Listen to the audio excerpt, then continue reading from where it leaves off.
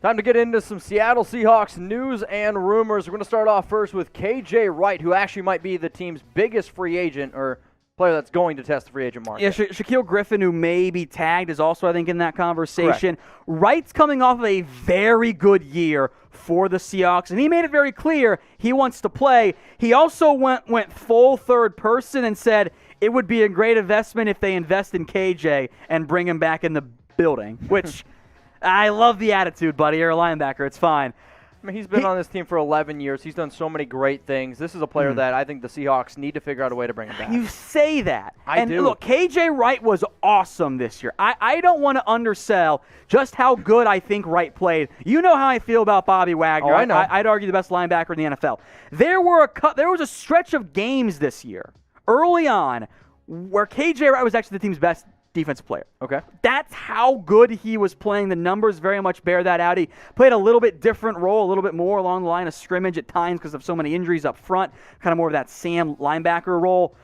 But Seattle's also in kind of a tricky situation where there's no doubting Wright is awesome. Yep. But you're obviously not going to move on from Bobby Wagner, and you just drafted Jordan Brooks in round 1. So unless your game plan is going to be you're still going to have 3 linebackers. You're going to pay KJ Wright starter money at minimum. Well, now you got one of the highest paid backers in the NFL in Wagner, a highly paid backer in KJ Wright, and your first-round pick in Jordan Brooks, who I know was better in coverage than he was at Texas Tech, but wasn't really used in coverage that much, and you want to give him those opportunities to get better. You're not going to use 3 linebackers that much. So I don't know how much more you can invest in this position from that investment capital. Like, Wright is worthy of investing, but you don't have that much money available right now. You could also even look at the fact that, you traded 2 first-round picks for Jamal Adams, who's going to be playing on his final year of his 5th. If he wants to get an extension, which they kind of already traded so much draft capital, if Jamal Adams wants an extension and wants to get paid more, I feel like Seattle would have to do that. So, yeah, I mean, you make a lot of good points there, Tom. So I think at the end of the day, is the price right? And that's the only way we're going to know what's happened with KJ. So, look, you're going to have a situation where former Seahawks and Seahawks-connected people are going to be taking different jobs. I want to see where Gus Bradley ends up. Dan Quinn might be ending up with the Dallas Cowboys. They could maybe use a linebacker, maybe not at KJ Wright's cost. Where does Robert Saleh go? There will be interest in KJ Wright, so it's going to come down to money in the end. So we're going to make this the pinned comment on this video, what to do with KJ Wright. Type K for keep or type L for leave. Brian Schottenheimer, you're next up here, and is he going to be returning? You were about to jump the gun there. You really want to speak? Go. Yeah, look, Go for it. We're going to spend a lot of time on this on our Seahawks channel, Tuesday and Wednesday and going forward. Pete Carroll said today he expects Brian Schottenheimer to return as a Seahawks offensive coordinator because they scored more points than any team in the history of the franchise, which is true.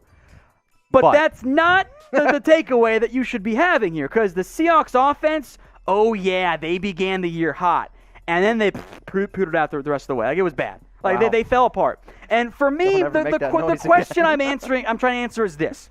What's more likely, Mitch? Okay. Russell Wilson, who we know is awesome, hit the wall. Hit that wall all quarterbacks hit, and the back 9 or 8 games of the season was outright bad, and he's never going to be good again. Or teams figured you out. Teams adjusted to the Seahawks offense, and Brian Schottenheimer, who is very much a boomer mindset when it comes to offensive game planning, couldn't figure out how to adjust his offense to have success through the air. Yeah, it's the latter, right? Absolutely. And Pete Carroll came out today and said, look, we're going to try and run the football more and more effectively. Teams threw more 2-deep cover looks at the Seahawks, and they didn't know how to respond to that. So Carroll's solution, and I guess Schotty's as well, is we'll just run the ball more and force a safety into the box. Which, okay, technically is a path, but I think the better solution is build a better passing attack through scheme and maybe another good slot receiver. Maybe a few slants. So that you don't have to run the ball, that you can throw short passes instead and attack that middle of the field more. I think that makes a hell of a lot more sense than we're going to run the football more. Because you know what? Teams are going to be like, cool, we're still going to use 2 deep safeties against you. You can run the ball for 4 yards a carry. It's fine. We just don't want to get burnt deep. By Tyler Lockett, by DK Metcalf. I also think, though, that Russell does need to do a better job sometimes taking the simpler route. He does look for the home run. Yes, he does look for the home run. But a lot of those routes were all vertical routes, and they didn't have much going on underneath. Hey, I hear you. Do you want Brian Schottenheimer fired as OC? Type FS for yes or type KS for no. Well, make sure your Schottenheimer looks great, and the way you can do that is by getting the perfect package at Manscaped. 20% off and free shipping on the best male grooming products on the internet. I can promise you that. The Lawnmower 3.0, it's got a nice little light at the end there. 8-hour battery life, works in the shower.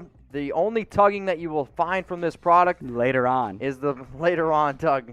Manscaped.com/chat, 20% off free shipping. Producer Sam in my ear just said sheesh, and I thought it was Tom. It's throwing me off a little bit. But we got boxers, the awesome traveling kit, the ball toner, ball deodorant. The reason why this is called the perfect package is because your balls will thank you, and your balls will look absolutely perfect. I got the ball deodorant on now, which is literally just squirt a little bit in your hand. It sounds awesome. Dude, phrasing. I know. Squirt a little bit in there. You start rubbing it down there, and then this ball toner is just a nice little spray. You're smelling fresh. You're ready to go. You're ready to tackle on the day. A player who's been making a lot of tackles this year and I believe had, almost double-digit sacks was actually the player coming up right now. Jamal Adams, and let's talk about the latest around him. Adams is have to undergo multiple surgeries this offseason. He played through a torn left shoulder labrum, broken fingers on his left hand, and his right shoulder also might need surgery, by the way. So Adams went through quite a bit of stuff to be like, okay, I'm going to be good to go and I'm going to be playing out there. He was that banged up, and I give him a lot of credit for gutting it out there. Yeah. I also wonder why the hell he was covering Cooper Kupp in the first half. That doesn't make any sense to me whatsoever. Yeah. But I give Adams a lot of credit for gutting through it. And I know there's I saw this on Twitter, people calling him Blitz Boy, as if that's he had 9.5 sacks. It's like the whole new How is that an slant boy, insult? Michael Thomas. But seriously, that's not an insult. Yeah. You set the record for most sacks as a defensive back in the NFL. You will take this stat line. Yes, you want him to be better in coverage. I get that. But you have to be able to contribute in the passing game.